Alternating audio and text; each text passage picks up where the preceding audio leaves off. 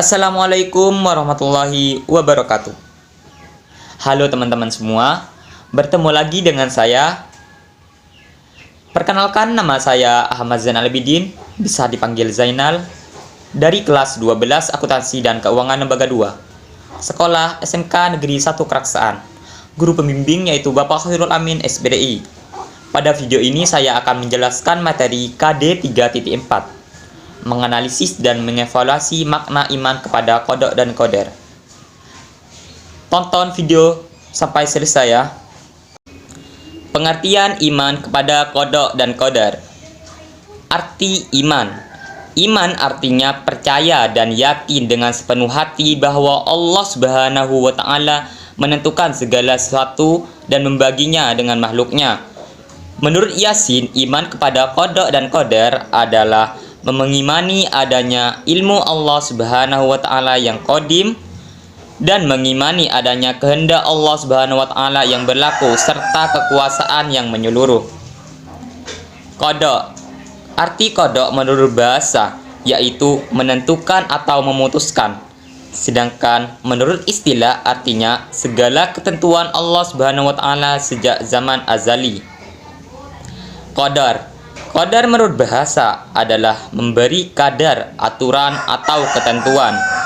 Sedangkan menurut istilah, qadar disebut dengan ketetapan Allah Subhanahu wa taala terhadap seluruh makhluknya tentang segala sesuatu.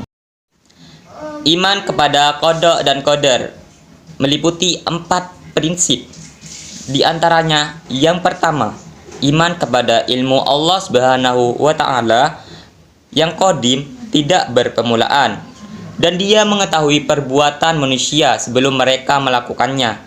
Yang kedua, iman bahwa semua qadar Allah Subhanahu wa taala telah tertulis di Lauh Mahfuz. Yang ketiga, iman kepada adanya kehendak Allah Subhanahu wa taala yang berlaku dan kekuasaannya yang bersifat menyeluruh.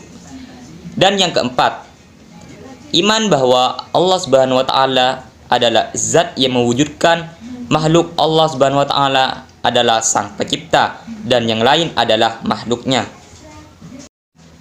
Adapun dalil-dalil tentang qada dan qadar yang terdapat dalam dalil Al-Qur'an dan dalil As-Sunnah atau disebut dengan hadis Rasulullah.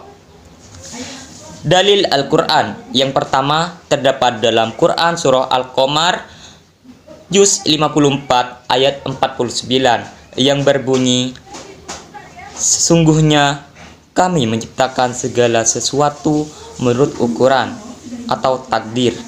Yang kedua terdapat dalam Quran surah Al-Hadud juz 57 ayat 22 yang berbunyi, tidak ada suatu bencana apapun yang menimpa di bumi dan tidak pula pada diri kalian melainkan telah tertulis dalam kitab Lauh Mahfuz sebelum kami menciptakannya. Sesungguhnya yang demikian itu mudah bagi Allah Subhanahu wa taala.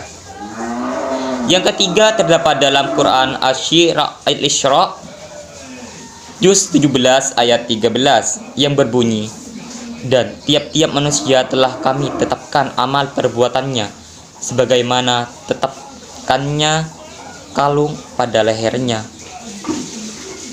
Yang keempat terdapat dalam Quran surah At-Takabun juz 64 ayat 11 yang berbunyi, tidak ada sesuatu musibah pun yang menimpa seorang kecuali dengan izin Allah Subhanahu wa taala. Dalil As-Sunnah atau hadis Rasulullah. Di sini saya akan menyebutkan 2. Yang pertama terlebih dahulu yang berbunyi sebagai berikut. Sungguhnya penciptaan salah seseorang dari kalian dikumpulkan dalam perut ibunya selama 40 hari dalam bentuk nutfah atau sperma. Kemudian berubah menjadi alaqah, segumpalan darah, selama 40 hari.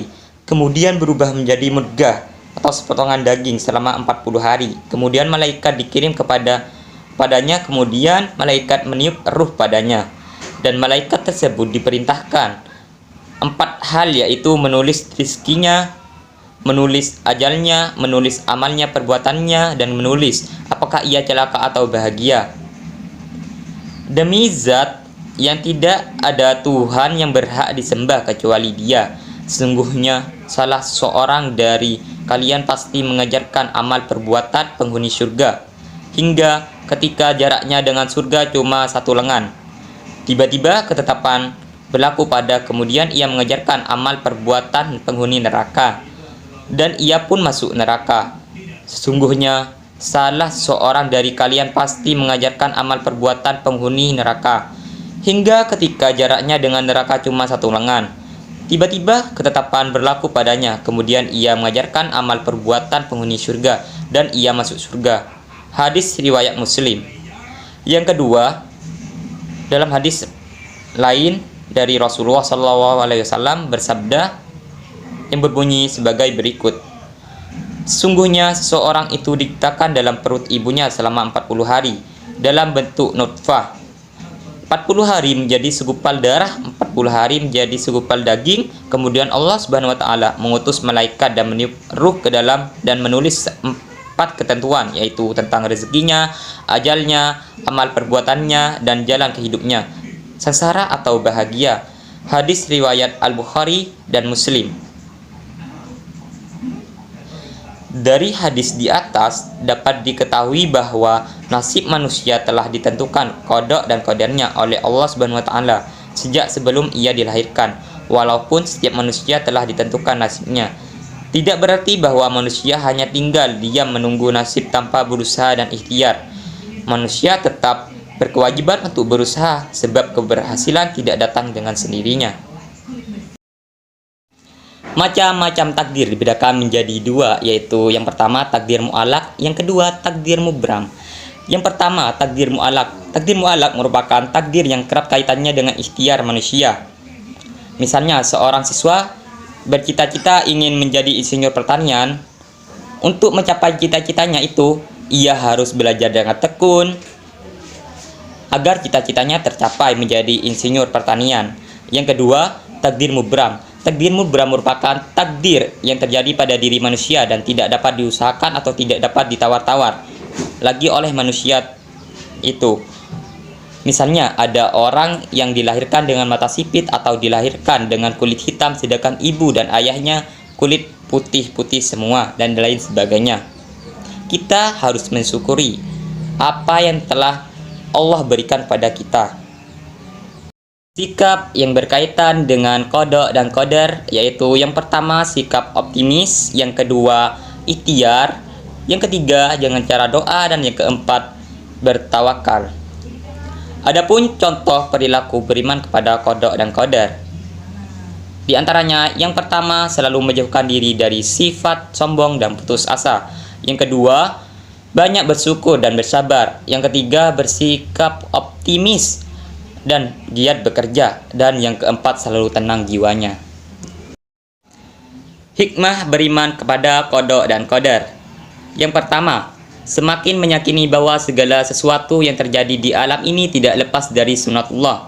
Yang kedua, semakin termotivasi untuk senantiasa berikhtiar atau berusaha lebih giat lagi dalam mengejar cita-citanya. Yang ketiga, meningkatkan keyakinan akan pentingnya peran doa bagi keberhasilan sebuah usaha. Yang keempat, meningkatkan optimisme dalam menatap masa depan dengan ikhtiar yang sungguh-sungguh.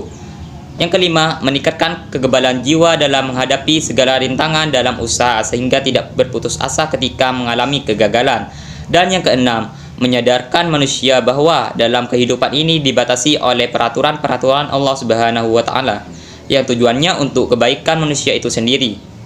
Bersikap optimis, ikhtiar, dan bertawakal sebagaimana implementasi beriman kepada qada dan qadar Allah Subhanahu wa taala.